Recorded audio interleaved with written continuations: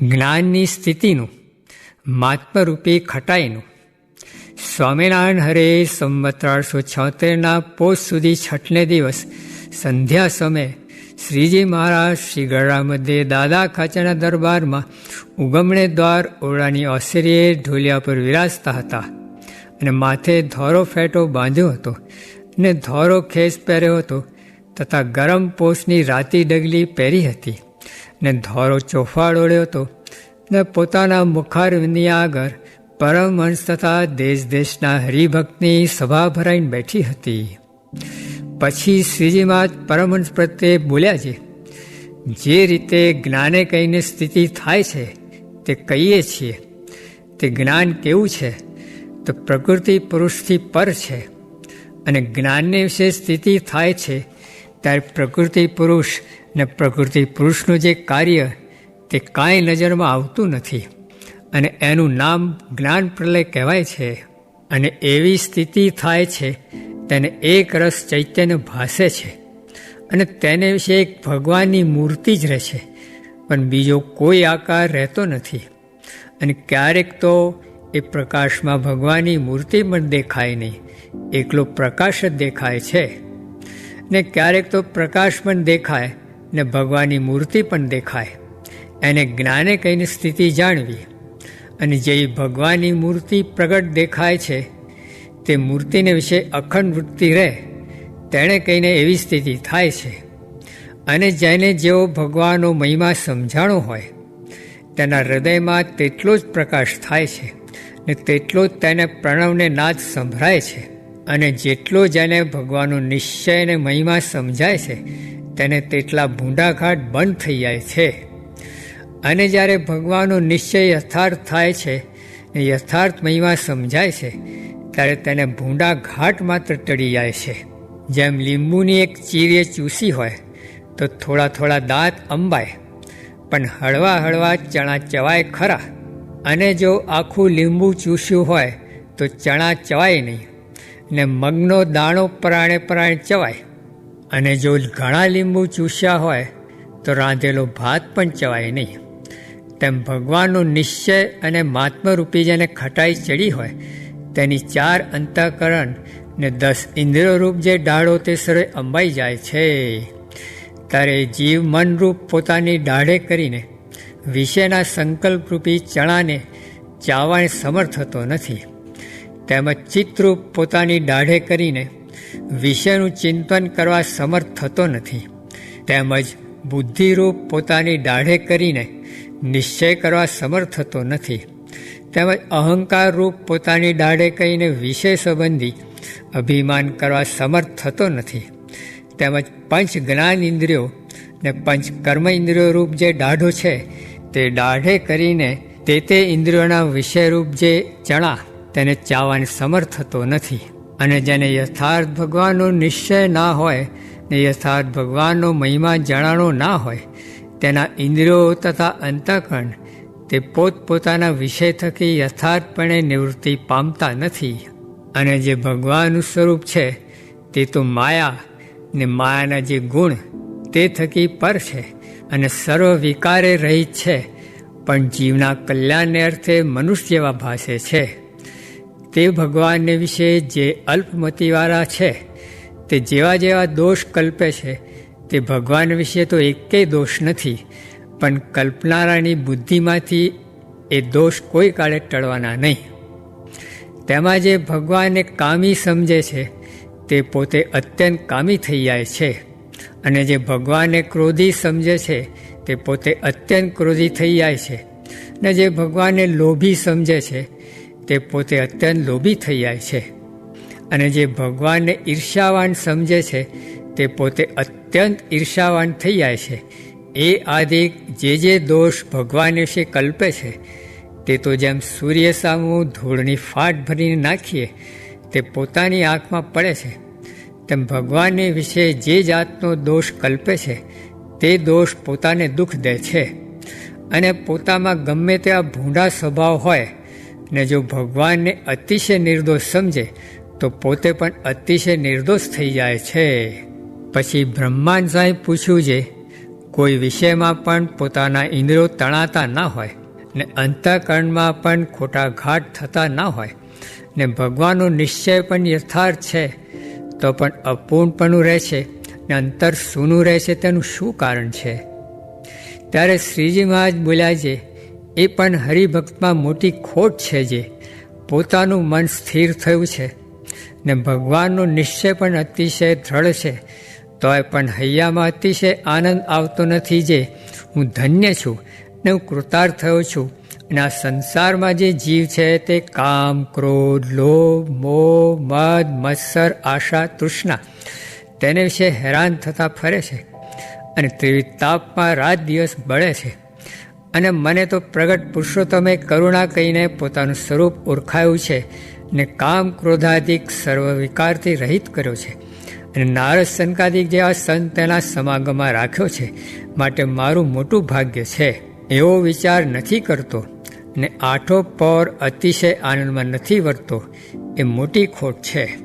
જેમ બાળકના હાથમાં ચિંતામણી દીધો હોય તેનું તેને મહાત્મા નથી એટલે તેનો તેને આનંદ નથી, તેમ ભગવાન પુરુષોત્તમ મળ્યા છે અને તેનો અંતરમાં આઠો પહોર કેફ રહેતો નથી જે મારું પૂર્ણ કામપણું થયું છે એવું નથી સમજતો. એ હરિના ભક્તને મોટી ખોટ છે. અને જ્યારે કોઈ હરિભક્તનો દોષ નજરમાં આવે ત્યારે એમ સમજવું છે આનો સ્વભાવ તો સત્સંગમાં ન ઘટે એવો છે, તોય પણ એને જો સત્સંગ મળ્યો છે અને એ જો જેવો તેવો છે તોય પણ સત્સંગમાં પડ્યો છે તો એનો પૂર્વજન્મનો અથવા આ જન્મનો સંસ્કાર ભારે છે તો આવો સત્સંગ મળ્યો છે એમ સમજીને તેનો પણ અતિશય ગુણ લેવો. એમ વાર્તા કહીને શ્રીજી મહારાજ જય સચિદાનંદ કહીને પોતાને ઉતારે પધાર્યા. ઇતિ વચનામૃતમ. એવી રીતે ગઢડા પ્રથમ પ્રકરણનું 24મું વર્ષનાવત જે તે થયું. સ્વામિનારાયણ સ્વામીએ વાત કરી છે, આ તો ભગવાને સૌનું સામર્થ્ય ઢાંકી રાખ્યું છે. નીકર તો શાપ દઈને બાળી મૂકે, નીકર ગાંડા થઈને ક્યાંયના ક્યાંય ચાલ્યા જાય, નીકર હાથે દેહ મૂકીને જાતા રહે, પણ આ તો કોઈનું ચાલવા દેતા નથી. સ્વામિનારાયણ સ્વામીએ વાત કરી છે, જેમ ગ્રહસ્થ પોતાની મા, બેન, દીકરીને ઉઘાડા દેખે તો અવળું જોઈ જાય પણ સામું ન જુએ, તેમ ભગવાન પણ પોતાના આશ્રિતના દોષ સામું જોતા નથી.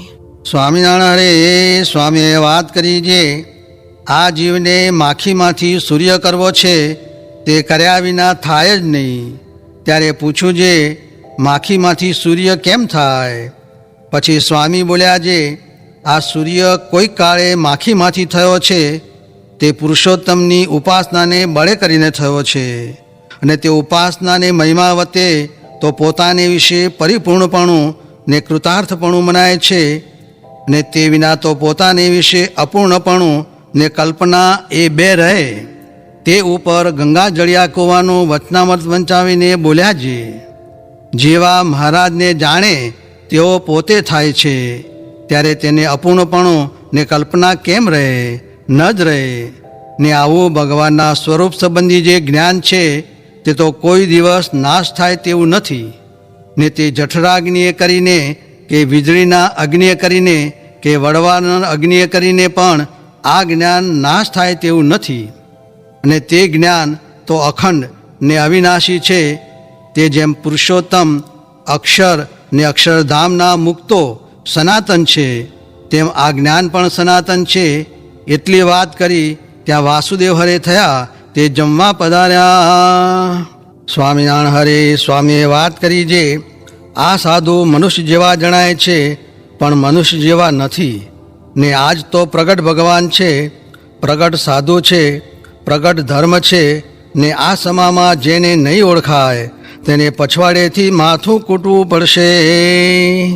સ્વામિનારાયણ હરે સ્વામીએ વાત કરી છે, ગામ દેવરાજિયામાં વાત કરી છે, દેહને મૂકીને જેને પામવા હતા, જેને મળવું હતું તે ભગવાન આપણને મળ્યા, ને દેહ મૂકીને ભગવાનને પામવા હતા, સાધુને પામવા હતા, તે ભગવાન ને સાધુ આ આપણને મળ્યા એ જ છે.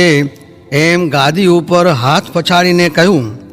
ને આ સાધુ છે તે ભગવાનનું ધામ છે તેને દેહ છતે જ પામ્યા છીએ ને કોઈના વાંકમાં ન આવીએ માટે શિક્ષાપત્રી પાળવી એટલા વાસ્તે જ મહારાજે કરી છે. સ્વામિનારાયણ હરે સ્વામીએ વાત કરી જે કેટલાક વાત એમ કરે છે જે દેવલોક વગેરેમાં જાવું નથી ને અલ્પ વિષયમાં તો લેવાઈ જાય છે, તેનું શું કારણ ને તે અક્ષરધામમાં જાશે કે નહીં એ પ્રશ્નનો સ્વામીએ ઉત્તર કર્યો જે અજ્ઞાન છે તેથી વિષયમાં લેવાય છે, પણ પ્રગટ ભગવાન તથા સાધુનો દ્રઢ આશરો છે તો તે અક્ષરધામમાં જ જાશે ને એ પ્રમાણે આશરો નથી ને તે ઉપર પ્રમાણે વાત તો કરે છે તો પણ તે અક્ષરધામમાં નહીં જાય ને જેની સાથે પ્રીતિ છે તેના ધામમાં જાશે.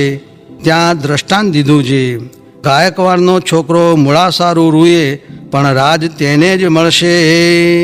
સ્વામિનારાયણ હરે સ્વામીએ વાત કરી છે ભગવાન તો ઘણાયને મળે છે પણ આવી ગમ્મત કોઈએ કરાવી નથી ને આ યોગ ઘણો દુર્લભ છે.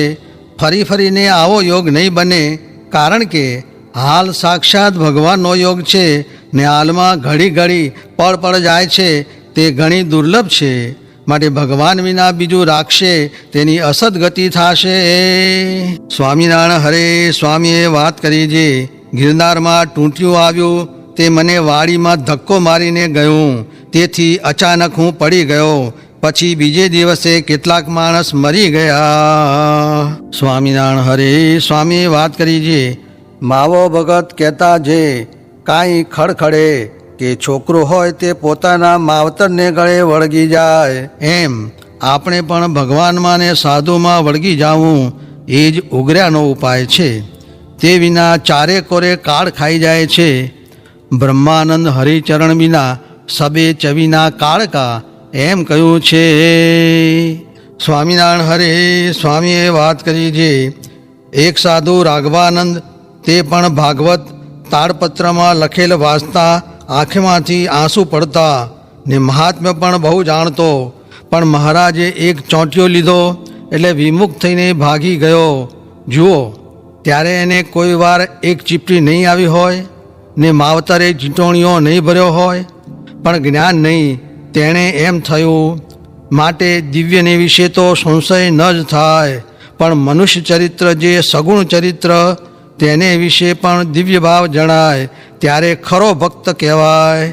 કાજે એ તો કરતુમ અકર્તુમ ને અન્યથા કરતુમ છે, એને ઉપર વળી શંકાશી.